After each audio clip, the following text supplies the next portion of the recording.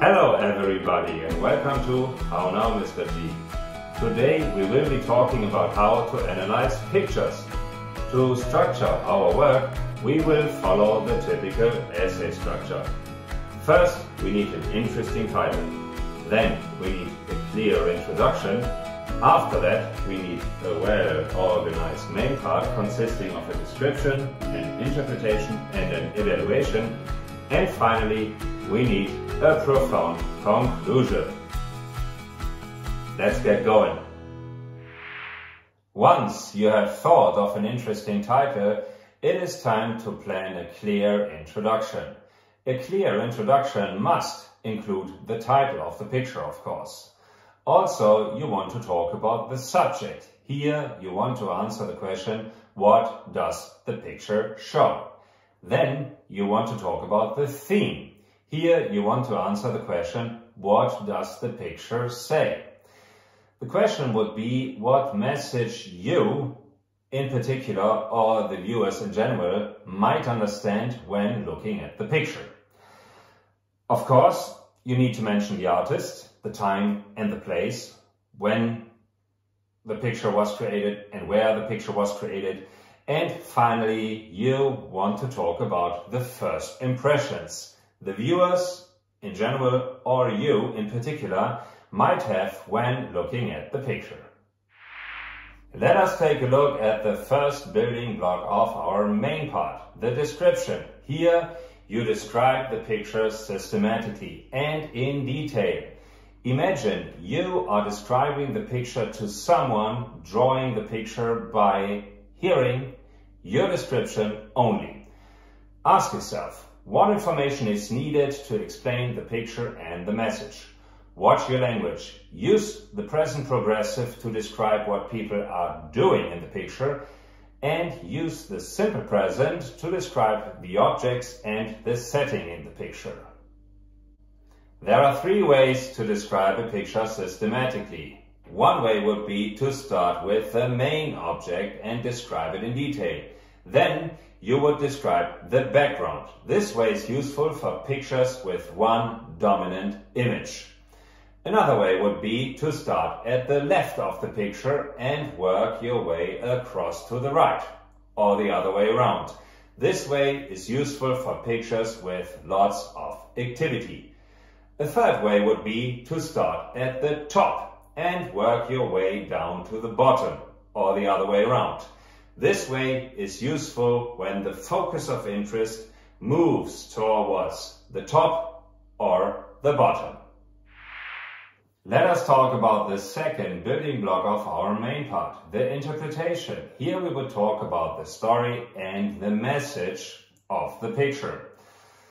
Well, of course, there is plenty of room for interpretation and for imagination here. The questions would be, what story does the picture tell us? And what scene of life do we have here? And we would ask ourselves, what life lessons, messages can we learn from the story told in the picture? When thinking about the organization of the picture and the connections of the elements in the picture, we would think of the picture like a puzzle. And the puzzle pieces would stand for different parts in the picture, such as people or animals or things or landscapes. And the question would be, what parts can we find where and why, and what connections can we establish between these parts? Definitely we would talk about symbols. What is a symbol? Well, generally speaking, a symbol is a thing standing for an idea. So here we would take a look at the things, the objects shown, presented in the picture and ask for symbolic interpretation. We've got some examples here. Heart could stand for love, for example, dove for peace, water for life, a book for wisdom, victory sign. A skull most certainly stands for death. The Statue of Liberty stands for liberty. The scales for justice. Fire for power. A sunrise could stand for hope. An angel could be understood as a representative of God, and a tree could stand for nature, of course. Well, then we would talk about the meaning of colors. Colors have symbolic meaning too. Typically they stand for emotions or ideas.